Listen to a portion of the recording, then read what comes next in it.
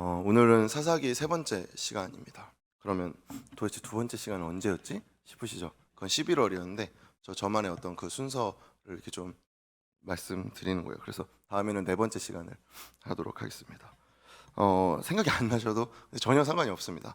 사사들 한 명씩 저희가 이제 살펴보는 게 좋겠다 싶어서 제가 이제 그 말씀을 나누고 있는데, 존 듀이라는 교육학자, 철학자가 있죠. 그 존 듀이의 경험으로서의 예술이라는 좀 짧은 책이 있습니다. 읽어보시면 굉장히 유익할 텐데, 그 책에 나오는 내용인데, 식물이 자랄 때 토양이나 공기, 습도, 그리고 꽃이 피기까지에 나오는 씨앗의 작용이 무엇인지에 대한 지식이 없어도 그 꽃이 얼마나 아름다운지, 그 꽃의 향기가 얼마나 나를 향기롭게 하는지 그 아름다움을 누구나 느낄 수 있습니다. 그러니 꽃의 어떤 꽃내음이나 화사함에 대해서는 사실 어떤 가치가 아니라 그냥 그 아름다움을 오롯이 느낄 수 있죠. 하지만 그 꽃이 자라는데 어떤 토양이 있어야 되고, 어떤 공기가 온도가 맞아야 되고, 습도는 어느 정도 돼야 되고, 씨앗이 어떻게 상호작용을 하는지 우리가 알지 못하면, 어떤 과정이 있어야, 어떤 조건이 있어야 이 꽃이 피어날 수 있는지 알 수 없다는 것이죠. 그러니 아무리 내가 꽃을 너무 사랑한다, 나는 꽃을 너무 좋아한다라고 말할지라도 이런 조건을 이해하지 못하면 꽃이 피는 것은 그저 우연에 맡겨야 합니다. 그러니 이 조건들을 우리가 알면 알수록 이렇게 해야 꽃이 피는 거구나 라는 어떤 해결적인 방법에 앞서 이래서 이 꽃이 안 피었던 거구나 라는 문제에 직면하고 그 문제를 올바르게 인식하게 된다는 것이죠. 이거 참 맞는 말이다 싶습니다. 왜냐하면 우리가 성경을 제대로 모르고 예수님과 하나님과의 깊은 관계의 친밀함 가운데 들어가지 않아도 우리는 은혜를 받을 수 있습니다. 하나님이 우리의 삶을 인도하십니다. 우리의 삶을 이끌어 가시죠. 그런데 이것은 마치 꽃에 대한 지식이 없어도 꽃을 누릴 수 있는 것과 같은 것입니다. 그런데 말씀을 우리가 알지 못하고 하나님을 사랑한다고 해도 우리가 뒤에 글처럼 성경에서 무엇을 이야기하는지, 죄가 무엇인지, 그리스도께서 왜 우리 가운데 오게 되셨는지, 그분이 왜 다시 부활하셨고 왜 성령을 우리에게 보내셨는지를 알지 못하면 우리의 신앙생활 속에서도 우리에게 나타나는 어떤 은혜와 하나님의 이끄심을 그저 우연의 손길에 맡길 수밖에 없는 것입니다. 더불어 우리가 말씀을 더 깊이 파헤치고 묵상하고 연구하고 하나님과 예수님과 동행하며 깊은 친밀함 가운데 거하면 우리가 우연처럼 느꼈던 것들을 이해하는데 굉장히 좋은 재료들이 되는 것이죠. 더불어 우리가 이것을 통해 어떤 해결책을 당장에 얻어내기보다 우리가 어떤 문제에 마주하고 있었는지를 바라보게 합니다. 그리고 그 문제를 직면할 수 있는 힘을 허락하게 되죠. 그래서 이 바탕에서 오늘 삼가를 좀 살펴보려고 합니다. 성경에는 원래 원문에는 장절의 구분이 없습니다. 12, 13세기 정도경에 이제 영국의 캔터베리 주교인 랭튼이 이제 구약을 장절로 구분했고 16세기나 돼서 이제 신약도 장절로 구분하게 됐는데 이게 둘 다 이제 인쇄술의 발전과 이제 맞물려서 진행이 된 겁니다. 그러니 원문에서는 어떤 장이나 절의 구분이 없는 거죠. 그래서 오늘 본문을 애웃과 삼갈 그리고 드보러까지의 이야기가 분리되어 있지 않다는 겁니다. 이 원래 본문은. 그러면 장절 구분 없이 제가 3장 30절에서 4장 1절까지 우리말 성경으로 제가 읽어드릴게요. 제가 읽어드리겠습니다.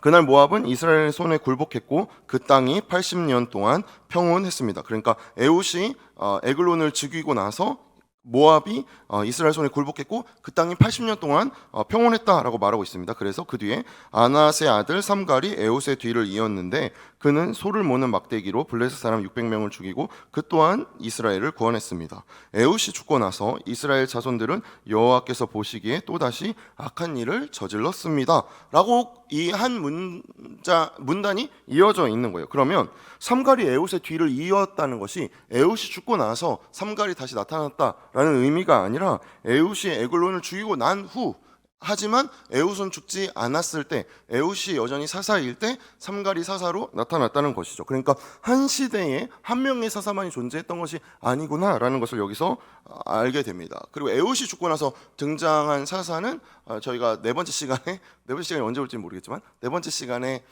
보게 된 이제 드보라인데, 삼갈이 있는 시대가 어떠한 시대였다고 지금 말하고 있죠? 에웃이 에글론을 죽인 후 모압이 이스라엘에 굴복했기 때문에 80년 동안 평온했던 시대다라고 말하고 있습니다. 그런데 삼갈은 또 어떤 일을 한 사사예요? 블레셋과 전쟁을 벌인 사사입니다. 그런데 어떻게 그 시대가 평온하다라고 말할 수 있을까요? 그리고 사사기 5장에 가면 드보라의 노래에서 이 삼갈의 시대의 상황을 표현합니다. 사사기 5장 6절을 저희 같이 고백할까요? 같이 고백합니다. 안낫의 아들 삼갈의 날에 또는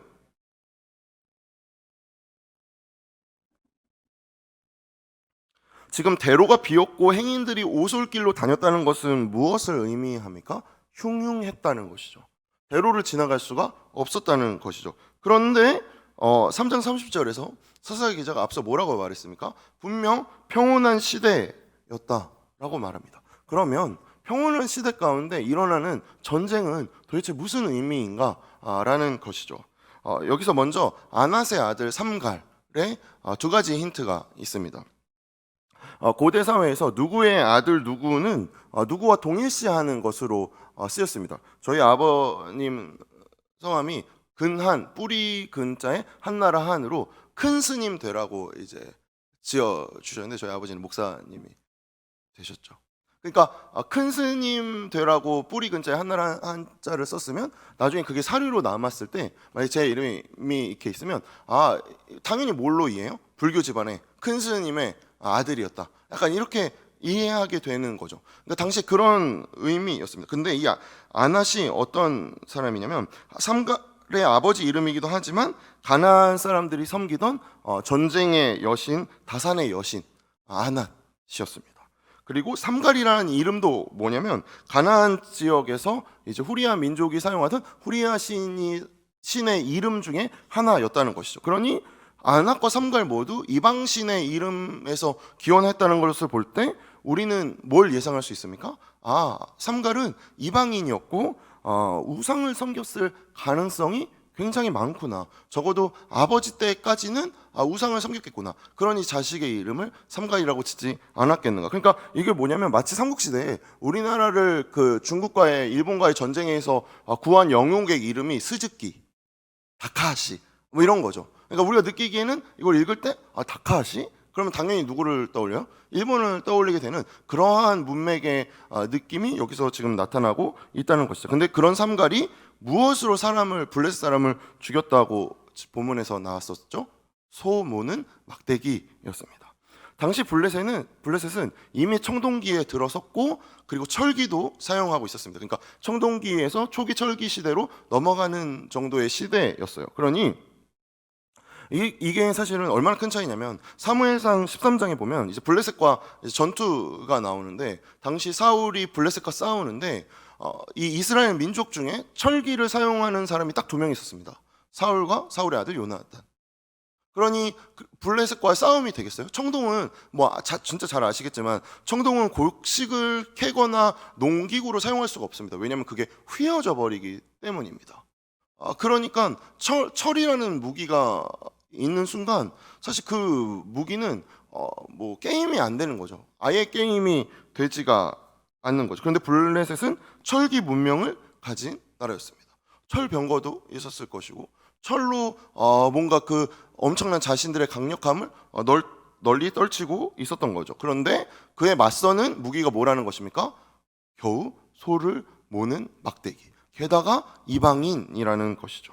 그런데 어떻게 히브리인인데 이방인이 포함될 수 있지라는 생각이 드시죠. 당시 히브리라는 이 말이 하비루라는 말로도 이제 같은 말인데 이게 뭐냐면 애굽에서 무법자, 범법자, 용병, 노예, 반란자로 지칭되는 최하층민들을 핫비루라고 불렀습니다. 그런데 이 핫비루들이 히브리 민족으로 불려진 거죠. 그러니까 히브리인이라는 것 자체가 어떤 이제 혈연으로 인해서 이루어진 단일 민족이 아니었다는 것입니다. 그러니까 애굽의 강제 노역으로부터 하나님이 허락하시는 자유를 쫓아 나온 사람도 있었을 것이고 정말로 그 가운데 하나님을 신실히 섬기는 사람들도 있었을 것이고 그런데 그 사람들의 공동체, 하나님을 섬기는 신앙 공동체를 히브리인이라고 하고 하나님께서 그들을 이스라엘이라고 부르시는 것이죠. 그러니 이스라엘의 가문인 어떤 지파 또한 그 지파에 소속돼서 그 지파의 유다의 후손이면 유다의 혈연으로 유다의 핏줄로 이어진 것도 맞지만 더불어 그렇지 않아도 유다 지파의 그 신앙을 함께 고백하고 그 공동체와 함께 생활하면 유다의 지파로 묶일 수 있었다는 것입니다. 그러니 삼갈의 이름으로 추측할 때 가나안에서 이스라엘 백성이 들어온 후에 이제 이스라엘과 함께 된 자일 것이다 라고 많은 학자들이 추측합니다. 그럼 다시 이제 본문으로 돌아와서 삼갈의 전쟁이 일어난 이 시기가 어떤 시대였죠? 에웃이 이미 모압을 점령한 시대였습니다. 그런데 또 블레셋과의 전쟁이 일어났으면 제가 만약에 사사기 기자라면 춘추 전국 시대 같았다, 곳곳에서 분쟁이 일어났다라고 말하지 않고 난세가 아니라 평온한 시대였다라고 말하고 있다는 것이죠. 우리가 신앙생활 하면서 세상 가운데서 살아갈 때 부딪히게 되는 것이 있습니다. 예수 믿으면 평안합니다. 예수 믿으면 평안하십니까? 그죠? 여기서 나오는 거죠. 아멘이 안 나오지 않습니까 지금? 왜냐하면 젊은 손 목사 네가 내 인생을 뭘 아냐? 어려가지고. 맞죠 그게 맞죠. 근데 예수님 믿으시죠? 여기서는 아멘 안 나오시면 안 되는데. 예수님 믿으시죠? 아멘. 근데 예수님 믿는데 왜 내 삶은, 예수님 믿는데 내 삶은 왜 이렇지 싶은 생각이 저도 정말 많이 들고, 우리의 삶에서 이제 목장 모임 가운데 혹은 교제하는 가운데 사실 대놓고 말하기는 불편하지만 석연치 않은 구석이 있다는 것입니다. 괜히 내가 죄를 많이 지어서, 내 업보가 커서, 내가 그때 하나님 앞에 이런 잘못한 일을 해서 지금 내가 일어나 싶은 이 불편함이 굉장히 크죠. 그런데 성경에서는 예수를 믿고 항상 기뻐하고 쉬지 말고 기도하고 범사에 감사하는 것이 이게 신앙이다, 평온한 것이 신앙의 미덕으로처럼 여겨집니다. 그런데 이 말씀으로 묵상할 때 우리 마음 가운데 어떤 평온함, 평화, 기쁨이 찾아옵니까? 쉽지 않죠. 게다가 이것은 다 뭐예요? 감정을 표현하는 거잖아요. 그러면 머리를 들이받으면서 기뻐해야지, 평온해야지 하면은 머리가 피가 날 때까지 머리를 들이받으면은 기뻐하게 되고 평안하게 되고 이것이 어떤 의지와 결단으로 나타나는 것인가? 아니더라는 것이죠. 이거 아니지 않습니까? 도저히 평온할 수도 없고 감사할 수도 없는 상황이 삶에서 너무나도 많습니다. 그러니 이 말씀을 우리가 대할 때 마치 이것이 어떤 감정 또한 명령을 해가지고 내가 어떤 의지와 결단이 부족해서 이것을 내가 못 지키는 것이고, 의지와 결단이 강하면 이 말씀을 잘 지키는 것인 것처럼 느끼게 되는 오류에 빠지게 된다는 것입니다.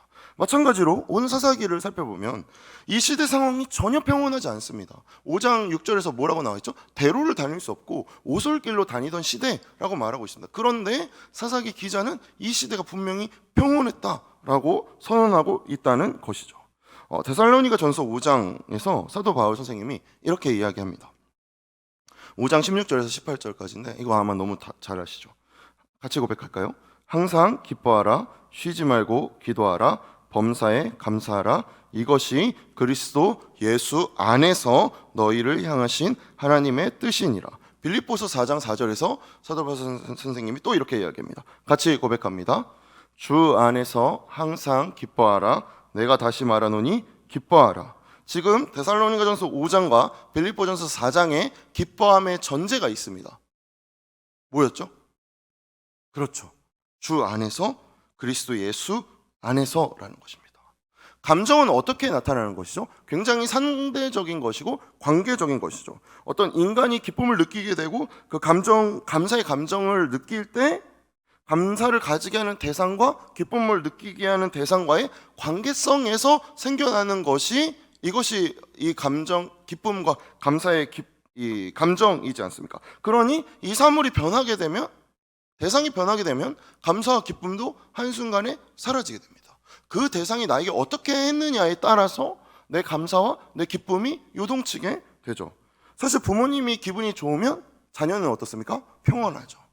근데 부모님이 기분이 안 좋아요. 아빠랑 엄마가 싸웠어요. 그럼 꼭 뭘 물어요? 숙제했냐고. 아니, 숙제했냐는 걸 왜 그때 물어보시는 거예요?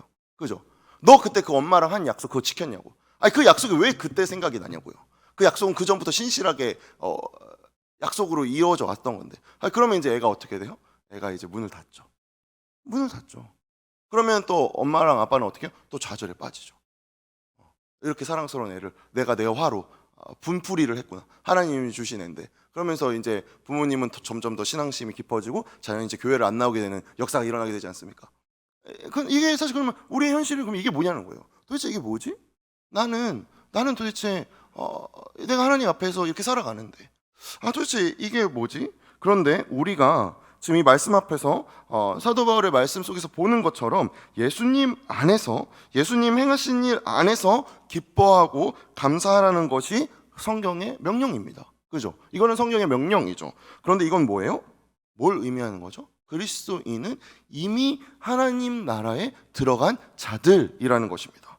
예수님께서 행하신 일로, 그러니까 우리의 어떠한 노력으로, 우리의 공로로 우리가 좀 어느 정도 마일리지 쌓고 내가 11조 얼마 하고 내가 예배에 안 빠지고 얼마큼 나왔으니까 하나님이 너 이 정도면 됐다, 너 이제 내 자녀다 하신 것이 아니라 우리가 예상치도 못했고 준비치도 않았고 생각지도 못했는데 그저 그 사랑이 우리 가운데 침입한 것이죠. 그래서 우리가 그 자녀가 된 것이죠. 그것을 깨닫게 된 것이죠. 어느 날 깜짝 놀라서 안심하게 되는 것이, 그것이 구원이지 않습니까? 그러니 우리는 우리가 어떻게 하지 않았든 예수님에 의하여 하나님 나라에 들어간 자들입니다. 그러면 우리는 어떤 삶을 살아가는 거죠? 이미 완료된 미래를 맞이하며 살아가는 자들이 바로 그리스도인이라는 것이죠. 하나님 나라, 이 영원한 예수 그리스도로 인하여 펼쳐지는 이 하나님의 나라는 이미 하나님의 약속 안에서 완성이 되었고, 그 완료된 미래가 우리가 오늘을 살아감으로써 역사라는, 시간이라는 것을 통해 우리에게 부딪혀 오는 것입니다. 그런데 이것이, 우리는 마치 우리의 과거가 차곡차곡 쌓여서 미래를 만든다는 세상의 거짓말에 속습니다. 내가 어떻게 한 것이 내 신앙의 열매다. 아니죠. 우리 신앙의 열매는 무엇입니까? 예수 그리스도입니다.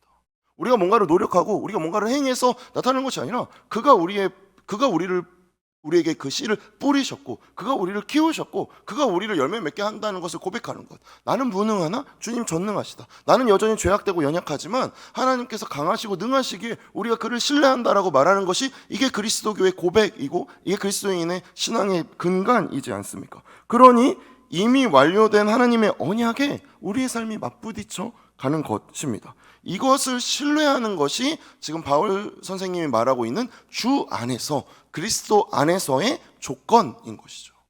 이것을 우리가 이해하는 것이 무엇입니까? 꽃이 피는 토양과 습도와 이 수분과 무엇이 필요한지를 지금 저희가 살펴가고 있는 것이죠. 에우세 시대, 우리가 지금 앞서 보았듯이 이미 완료됐잖아요. 모압왕 에글론을 왼손잡이 에웃이 주저하다가 이렇게 무서워서 도망가다가 다시 돌아와가지고 죽입니다. 그 에웃의 주저함 속에 하나님이 이스라엘을 해방시키심을 담아내셨죠. 그런데 그럼에도 불구하고 전쟁이 끝나서 하나님 다 평안하시게 하면 좋은데 삼갈의 전쟁을 또 하나님이 허락하십니다. 이미 완료된 전쟁인데, 이미 끝났는데, 이미 평온한데 다시 삼갈은 전쟁을 해야 하죠. 그런데 이것이 바로 우리의 삶, 우리의 신앙인 것입니다. 삼갈의 전쟁이 그럼 우리에게 무엇이겠습니까? 신약으로 와서 보면 그것이 좀 더 잘 이해가 되죠. 애국과 같은 예수 그리스도가 우리 가운데 오셨습니다. 그는 인정받을 만한 명문 집안에서 태어난 온니엘 같은 분이 아니셨습니다. 그 누구도 예수님을 주목하지 않았고, 나사렛에서 무슨 선한 것이 나오겠느냐라고 나다나엘이 말할 정도로 예수님은 그냥 그런 분이셨습니다. 그런데 그 분이 우리 가운데 평화를 이루어 내셨죠. 근데 평화를 이뤄나는 과정이 무엇이었습니까? 로마의 철병거에 짓밟힌 것 같아 보였고, 나무에 달려서 그가 끝난 것 같아 보였으나 주님께서 뭘로 대답하셨죠? 생명으로 대답하셨습니다. 그러니 우리는 이미 그 승리에 참여한 자들입니다. 참여된 자들이죠. 그러면 우리는 어떤 자가 됩니까? 예수님을 따르는 우리는 삼갈과 같이 이방인으로, 이 세상에 주류로 환영받지 못하고, 가진 것도 뭐 이렇게 떡하니 내놓고 내가 그걸로 떵떵거리면서 자신할 만한 철이 있는 것도 아니고 겨우 소모는 막대기 하나 붙들고 살아가는 인생, 그것이 그리스도인의 삶이라는 것이죠. 그러면 세상이 보기에는 어떻게 봅니까? 아니, 철병거에 소모는 막대기를 가지고 맞서 싸우더니 너 참 대단하다가 아니라 너 가진 것도 없는 애들이 꼭 목소리가 크더라.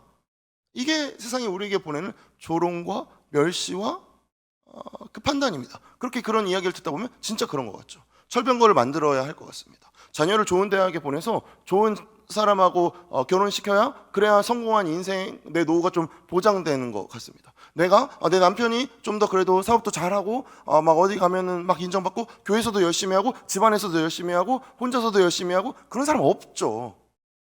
근데 이거 우리가 원하는 무엇입니까? 철병거이죠. 아내가 좀 더 내 마음과 같이 했으면 좋겠다. 아내가 좀 이렇게 행동했으면 좋겠다. 그런 사람은 없죠. AI도 이제는 자기 의견을 말하기 시작하는데 아무도 없죠. 그래서 요즘에 개를 많이 키우나 싶긴 한데 진짜 그렇잖아요. 마음 둘 곳이 없습니다. 이거 다 세상이 우리에게 어떻게 말하는 거죠? 속이는 거죠. 철병거를 가지면 전쟁에서 승리한다. 철병거를 가지면 행복하다. 근데 그 가운데 우리를 무엇으로 보내시는 것입니까? 네 손에 들린 것을 봐라. 학교에서 목사님 말씀하셨던 것처럼 돌로 지은 성전이 아니라 나무로 지어도 괜찮다. 내 손에 있는 그것, 하나님이 그거 보게 하시는 것이죠. 그러니 세상은 혼란스러울 수밖에 없습니다. 세상에서 볼 때 그 자체가 혼란이고 혼돈이고 패배가 자명한 것이니까요. 그런데 우리는 우리 인생 가운데서 소모는 막대기로 이방인의 이름을 가지고 싸워 나가는 것입니다. 왜 그렇죠? 이미 그 전쟁은 끝났기 때문입니다. 이미 평온한 시대를 우리가 살아가고 있다는 것이죠. 같은 현실을 살지만 분명히 다른 현실을 우리가 살아내기 때문입니다. 그럴 때 우리가 벌이는 전쟁에서 우리가 마주하게 되는 것이 무엇입니까? 나의 죄악됨이죠. 나의 죄악됨이죠. 내가 에글론을 죽이고 블레셋을 죽이는 전쟁을 하는 과정을 우리가 견뎌내고 맞이해야 합니다. 그 전쟁 속에서 하나님이 주시는 평화를 발견하게 되는 것이죠. 무엇으로 발견합니까? 믿음으로 발견하는 것입니다. 현실을 바라보지만 그 현실 넘어 그 현실 안에 담겨 있는 진정한 의미를 살아내는 자들, 그것이 우리의 특권이고 우리의 부요함임을 아는 자들이 바로 누구입니까? 바로 그리스도인입니다. 그런데 그리스도인은 어떠한 자격이 필요한 것이 아닙니다. 예수 그리스도를 주로 고백하면 우리는 그리스도인입니다. 그럼 이미 우리는 그리스도께서 승리하신 시대를 살아가고 있는 것이죠. 그러니 우리가 이 세상 가운데 살아가지만 영원한 삶에 잇대어 살아가고 죄악으로 점철된 세상을 살아가지만 동시에 하나님이 사랑하시는 세상을 살아갑니다. 죄로 물든 사람을 마주하지만 동시에 하나님의 형상으로 지어진 사람을 마주하게 되는 것이죠. 어디 세상에 의인이 있고 악인이 있습니까? 의인과 악인이 같이 있죠. 의인과 악인이 내 안에 같이 있지 않습니까? 우리만 봐도 내가 의인인지 악인인지 도저히 결론 내릴 수 없는 것 같은, 교회 안에 그래도 말씀 듣고 있을 때는 의인인 것 같은데 때때로 나 홀로 있고 혼자 어떠한 불편함을 겪을 때 나는 악인이 되는 것 같은, 그러면 성경은 틀린 건가요? 아니죠. 성경은 우리 안에 그 모습이 다 있다. 그러니 성경의 어떤 심판과 질책은 다 무엇이 되는 것입니까? 우리가 가야 할 지향점이 되는 것이죠. 하나님이 우리를 의인으로 부르신다는 것. 그러니 포기하지 않으시고 우리의 인생에서 시련을 허락하시기도 하시고 고난을 허락하시기도 하시고, 그것이 때때로 우리가 이해가 되지 않고 세상의 어떠함으로 인하여 우리가 낭망할지라도 끝난 게 아니다. 우리는 평온한 시대에 살아가고 있다. 이미 승리한 전쟁이다. 이것이 나를 무너뜨리지 못한다. 슬픔이 슬픔으로 끝나지 않는다. 고난이 고난으로 녹아내리지 않는다라고 고백하는 것이, 그것이 바로 신자이고 이것이 바로 삼갈의 전쟁과 같은 우리의 인생 가운데 벌어지는 전쟁의 의미인 것이죠. 그러니 진흙탕에 빠진 인생 같고 너무 얼룩이 많이 묻어가지고 얼룩옷을 입은 내가 그냥 내 자신 같이 느껴져도 내 옷에 있는 얼룩으로 평가받는 것이 아니구나. 이것이 얼마나 감사입니까? 이것이 얼마나 큰 은혜입니까? 그러니 완료된 전쟁인 그리스도인의 인생, 이것이 바로 우리의 인생의 의미인 것이죠. 감사와 기쁨과 평화의 나라를 살아가는 자. 시련이 없어서가 아니라, 아무런 일이 없어서가 아니라, 흠잡힐 만한 것이 없어서가 아니라, 내가 약속한 게 아니라 하나님이 약속하셨고 예수 그리스도께서 그 증인이 되셨고 성령께서 우리를 그 약속에 동참시키셔서 인도해 나가고 계시기 때문에 살아내는 것. 그러니 하나님 우리를 귀하다 여기시는 것입니다. 상하다 여기시는 것입니다. 아기가 아장아장 걷기 시작하면은 모든 인류가 기뻐하지 않습니다. 아니 인간이 태어났으면 걷는 것이 당연한 건데 왜 기뻐하죠? 그 애씀, 그 넘어져도 다시 일어나는 그 애씀이 우리를 뭉클하게 하는 것이죠. 근데 하나님 우리 보시기에 당연히 그러시겠죠. 그거 참아낼 때, 버텨낼 때, 야, 너 진짜 너무 잘했다. 너 너무 귀하다. 너무 신난다. 하고 하나님이 우리를 응원하시는 것이죠. 아기한테는 어때요? 땅이 들이받는 것 같죠. 땅이 올라와서 들이받는 것 같습니다. 놀라 자빠지죠. 울어 제끼는 수밖에는 답이 없습니다. 그런데 시간이 차츰 지나고 다시 땅을 짚고 일어설 때 무엇을 깨닫게 됩니까? 나 걸을 수 있지. 나 뛰어다닐 수 있지. 이것이 하나님께서 우리에게 허락하시는 그 의미인 것입니다.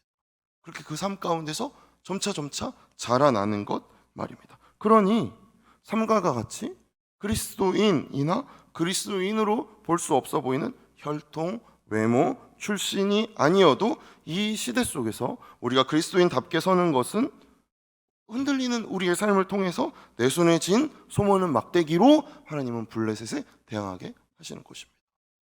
이 전쟁은 너가 하는 게 아니라 내가 하는 거야 라는 것을 알려주시기 위해서 말입니다. 근데 우리는 어떻죠? 그럼에도 불구하고 소모는 막대기가 너무 싫습니다. 너무 구질구질하죠. 쇠몽둥이와 철병거 너무 갖고 싶습니다. 그것이 있어야 나를 드러내는 것 같고 그래도 이 정도는 돼야, 그래도 이만큼은 해야 하지만 우리가 그러한 생각을 가질 때 어떻게 되죠? 내 자신을 의지하게 됩니다. 내가 만든 쇠몽둥이, 내가 만든 쇠병거, 내가 만든 것들을 의지하게 돼요. 그것이 대표적으로 드러나는 것이 무엇입니까? 그것이 흔들릴 때 내 마음의 감정의 상태를 바라보면 알 수 있죠. 내가 무엇을 의지해서 살아가는지, 내가 어떤 것에 의하여 기준점을 놓고 살아가는지는 무엇을 통해 나타납니까? 그 대상이 흔들릴 때 내가 흔들린다면 나는 어디에 의지하여, 어디 안에서 무엇으로 인하여 살아가고 있는 것입니까? 그 흔들리는 대상으로. 그것이 돈일 수도 있고 자녀일 수도 있고 명예욕일 수도 있고 관심일 수도 있습니다. 그런데 우리에게는 그것이 허망함이나 나의 이러한 무용함이 되지 않은 이유는 무엇입니까? 우리에게 변하지 않는 그 지점이 있기 때문입니다. 우리에게 흔들리지 않는 반석이 있기 때문입니다. 그것이 무엇입니까? 바로 예수 그리스도이시죠. 그분이 신실하시기 때문에 약속의 대상이 되시는 것입니다. 그분이 변치 않으시기 때문에 우리가 그를 의지할 수 있는 것이죠. 그런데 이것은 말로 해서 할 수 없습니다. 설교를 100번 들어도 할 수가 없어요. 왜냐하면 이것은 신비의 영역이기 때문입니다. 이건 경험해야지만 알 수 있습니다. 맛보아야지만 알 수 있습니다. 저는 우리 예수양남의 가족들이, 하나님이 사랑하시는 우리 예수양남의 가족들이 이 신비의 경험이 삶 속에서 넘쳐나시기를 예수님의 이름으로 축복합니다. 그래서 우리 안에서 세상은 이해가 안 되죠. 어떻게 그런 선택을 하냐? 어떻게 그런 포기를 하냐? 어떻게 그렇게 이해되지 않는 길을 가는가 할 때 우리는 소모는 막대기를 들고 블레셋에 맞서는 것입니다. 왜 그렇습니까? 주님이 가라 하시면 가는 것입니다. 주님이 나를 따르라 하시면 따라가는 것이죠. 왜 그렇습니까? 주님이 따르라고 하실 때 새벽에 목사님 말씀하셨던 것처럼 우리는 갑작스럽지만 하나님께서 이미 계획하신 계획이 있기 때문입니다. 그리고 늘 우리의 계획보다 그분의 계획이 선하시기 때문이죠. 시작하며 나눴듯 꽃을 볼 때 꽃의 아름다움은 그 꽃이 어떤 시간을 지녔는지 우리는 알지 못하지만 그 꽃이 견뎌낸 시간 없이 물을 머금고 바람에 흔들리고 강한 볕에 말라가는 시간 없이는 그 꽃이 피어날 수 없다는 것을 우리는 알고 있습니다. 그래서 때때로 내 삶에 화양연화는 오지 않는 건가? 꽃은 피어나지 않는 건가? 그건 누군가의 이야기인가? 낙심할지라도 그러한 것이 바로 우리가 해내는 삶과의 전쟁과 같은 시간임을 기억하는 것이 굉장히 중요합니다. 그 고민은 이미 완료된 승리 안에서 이루어지는 고민이라는 사실을 우리가 확인하게 될 때 깜짝 놀라 안심하게 되는 것. 이것이 구원의 가장 큰 힘이지 않습니까?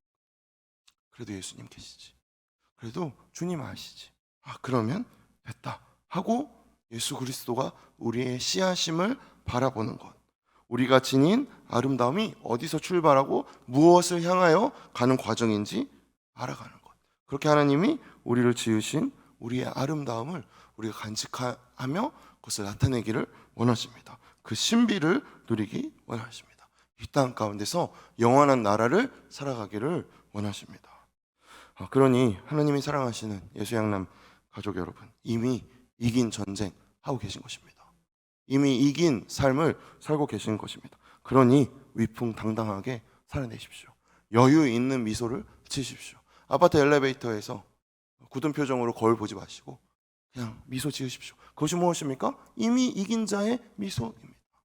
마트에서 캐셔분에게 따뜻하게 고통 보내놓고 이거 왜 이렇게 말해요? 이거 아닌 것 같은데 그러지 좀 마세요. 이긴 자의 미소. 이거 좀 틀린 것 같은데 제가 잘 못 보나? 한번 확인해 주세요. 위트 있게 말하세요. 택시 타고 교회 오실 때 잔돈 받지 마세요. 이것이 무엇입니까? 이긴 자의 승리죠. 세상의 위협에 대한 돈이 전부다. 그가 나에게 하는 것이 내 존재다라고 말하는 것에 가장 강력한 소모는 막대기로의 저항이지 않습니까? 그럴 때 주님이 우리에게 무엇이라고 보시겠습니까? 너 잘하는구나.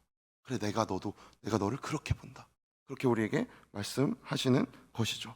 그러니 하나님은 이방 사람으로도 소모는 막대기로도 블레셋과 철병거를 무찌르는 분이심을 신뢰하심으로 우리에게 주어진 승리의 삶을 누리는 저와 여러분 되시기를 소망합니다.